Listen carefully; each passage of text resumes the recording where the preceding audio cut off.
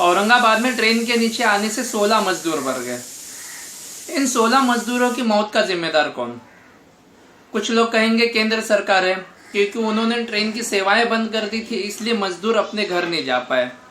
कुछ लोग कहेंगे कि महाराष्ट्र सरकार की नीतियां हैं, क्योंकि इन लोगों के वजह से मजदूर परेशान हो गए थे, शायद इसलिए वो घर जाना चाहते थे और इसलिए ट्रेन के नीचे आ गए। कुछ लोग कहेंगे कि मजदूर खुद है, उन्हें क्या जरूरत थी ट्रेन के पटरी पर सोने की, वो चाहे तो कहीं पे भी सो सकते थे।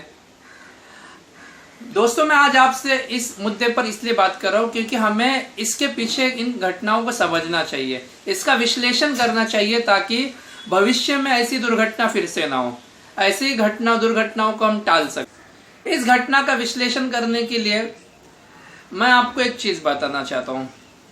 मैं भी उसी मजदूर वर्ग का एक परिवार का हिस्सा हूं। हमारे माता पिता मुंबई में आए, मुंबई शहर में बसे, यहाँ पर काम के रोजगार की तलाश में। लेकिन इसके पीछे दोस्तों प्रॉब्लम क्या है? इसका पीछे जो जड़ की जो प्रॉब्लम है वो क्या है? प्रॉब्लम यह है कि उत्तर प्रदेश, बिहार, ओडिशा और पश्चिम बंगाल जैसे राज्य नाकाम है वहाँ के लोगों को रोजगार देने के लिए।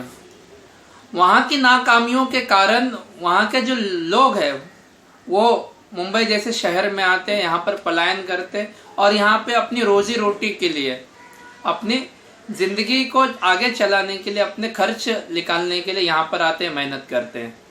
और ये पूरी की पूरी कहानी वहीं शुरू होती है। पहली बात तो ये चारों राज्य की जो सरकार है वो इन लोगों को शिक्षा में अच्छी शिक्षा व्यवस्था देने के लिए फेल हो गए।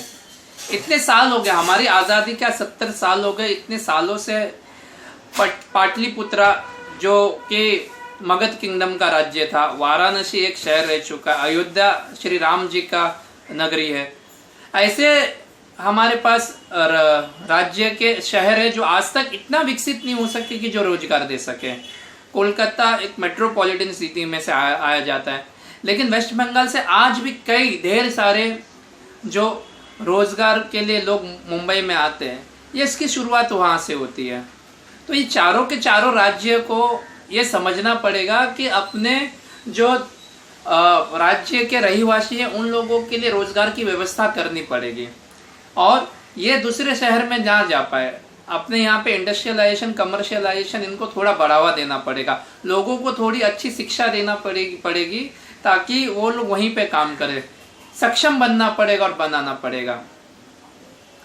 और हमें इसलिए विश्लेषण करना चाहिए क्योंकि ये 16 लोगों की मौत कोई छोटी मोटी दुर्घटना नहीं थी।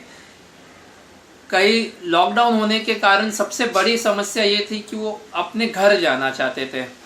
खाना तो कई सेवा संस्थाएं, कई सारे सरकारों की तरफ से मुहिम चल रही थी, कार्यकर्ता है, लोग मेहनत कर रहे थे, आजू बाजू लोग सहायता कर रहे थे, तो खाना इतना बड़ा प्रॉब्लम नहीं था। लेकिन बड़ा प्रॉब्लम था यहाँ पर रहना, मुंबई में रहना, क्योंकि यहाँ पे भाड़ा देना होता है जो मुंबई में बहुत ज़्यादा भाड़ा है।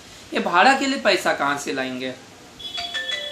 क्योंकि सेवा संस्थाएं आपको खाना दे देंगे लेकिन रहने के लिए मकान नहीं देंगे, तो इसलिए वो अपने घर जाना चाहते थे।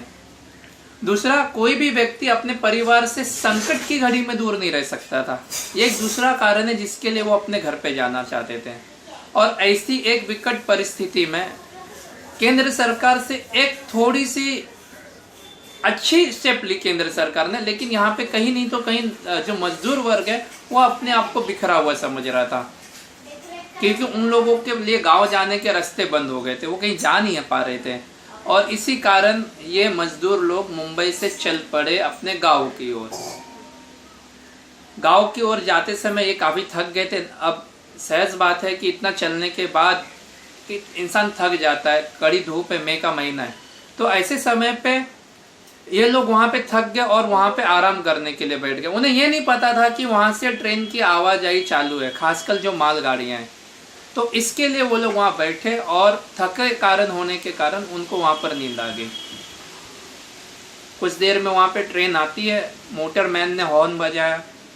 हॉर्न बजाने के बाद मजदूर लोगों की इतनी हालत ख़राब हो चुकी थी, उन्हें पता नहीं था कि ट्रेन आई और ये दुर्घटना हो गई।